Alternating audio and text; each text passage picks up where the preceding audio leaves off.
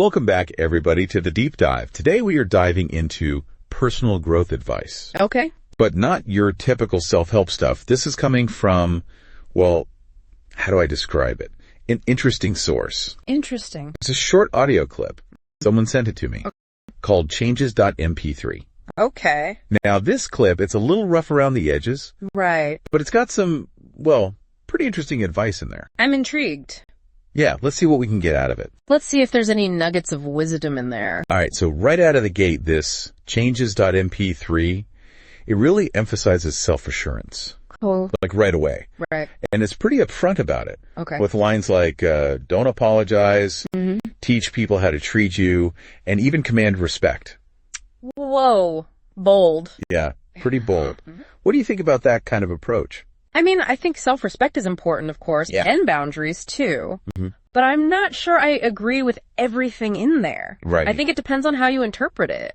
Right. Like, you don't want to go around being aggressive or anything. Yeah, no. It's more about, how do you put it? Understanding the nuances of being assertive. I see, yeah. And recognizing the power dynamics involved in, like, you know, how we interact with others. Okay, so then how do you walk that line? Right. Like, how do we strike a balance between this advice to be assertive and knowing when a genuine apology is actually the right thing to do? I think it comes down to communication. Okay. Like being clear and thoughtful about what we're saying. Because sometimes a sincere apology, it really can make things better. Right. With relationships and showing you're accountable. Right. But then on the other hand, if you're always apologizing for just like existing, it can really chip away at your self-esteem. Absolutely. So this advice, it's making us think about, well, why are we apologizing? Right. Is it because we actually did something wrong? Or is it, you know, just a habit? And does it line up with our values and boundaries? Okay, yeah, that makes a lot of sense.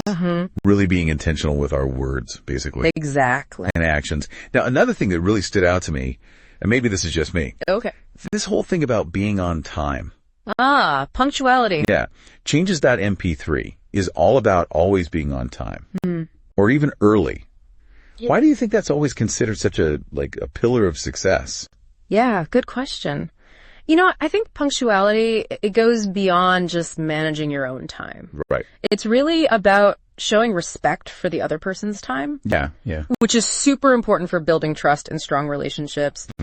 There's even been some research that shows people who are always late, well, they tend to struggle with anxiety. Interesting. And fear of disapproval. So there's even a psychological component to it. Wow. So something seemingly so simple. Yeah.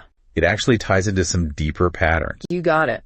That's fascinating. And actually, you know what? Thinking about it, there was a time where I was constantly running late. It really affected me. Oh, really? Like both at work and in my personal life. Oh, wow. And it wasn't until I really dealt with that underlying anxiety that I was able to, you know, get a handle on my time management. It's all connected. It is. Okay, let's move on to another piece of advice from changes.mp3 that I found really interesting. Okay. It's about not letting negative comments, well, get to you. Oh, that's a tough one. Right. Yeah. And it actually references that old saying, sticks and stones may break my bones, but names will never hurt me. Right. But in this day and age, with so much negativity, especially online. Oh, tell me about it. How do we actually, put that into practice? Yeah. How do we actually live by those words? Right. Exactly. I think it takes a conscious effort to build resilience and change our mindset. All right. So how do we do that? Well, one technique that's really helpful is called cognitive reframing. Okay. I've heard of that.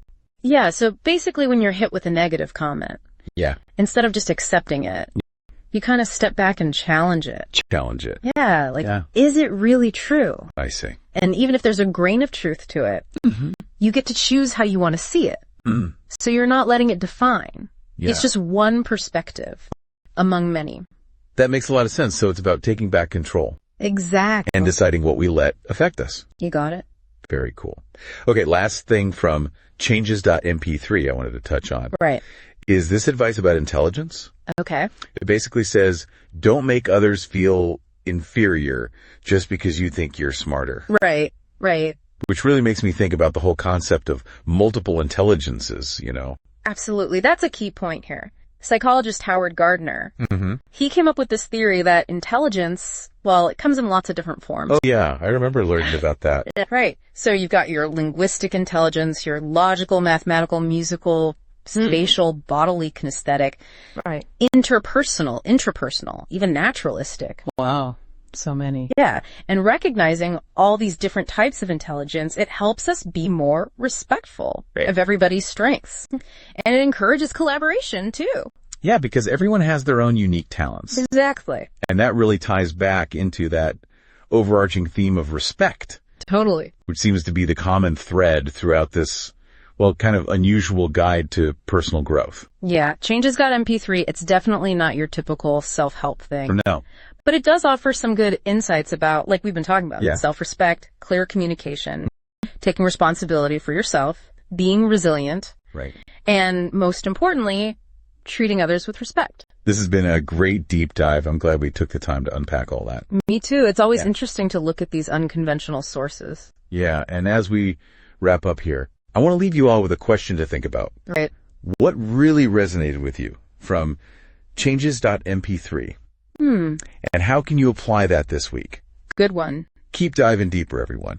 Yeah. Keep learning. And thank you for joining us on the deep dive. See you next time. Bye. Bye.